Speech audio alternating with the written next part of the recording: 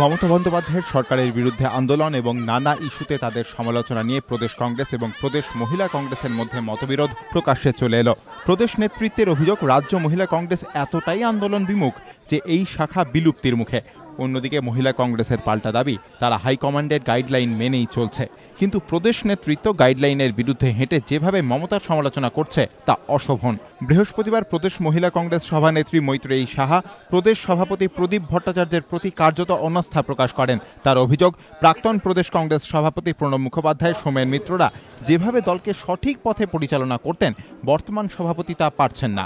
যিনি সবসময় perfect balance strike করেছেন বিটুইন স্টেট গভর্নমেন্ট আর সেন্ট্রাল গভর্নমেন্ট, তার নাম প্রণব মুখার্জি। সঠিকভাবে রাস্তা চলতে শেখাতেন। তার যে ডিকটেট ছিল,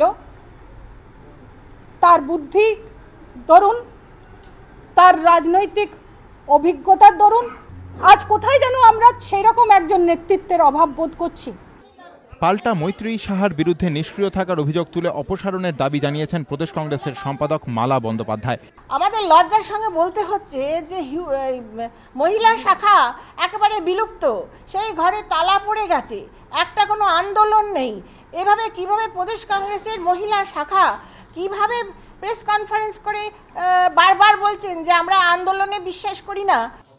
রাজনৈতিক পর্যবেক্ষকদের ব্যাখ্যা, মমতা বন্দ্যোপাধ্যায়ের সরকার এবং তৃণমূলের বিরুদ্ধে আন্দোলন সমালোচনা নিয়ে রাজ্য কংগ্রেসের ভূমিকা কি হওয়া উচিত তা নিয়ে দলের মধ্যেই চোরাস্রোত চলছে।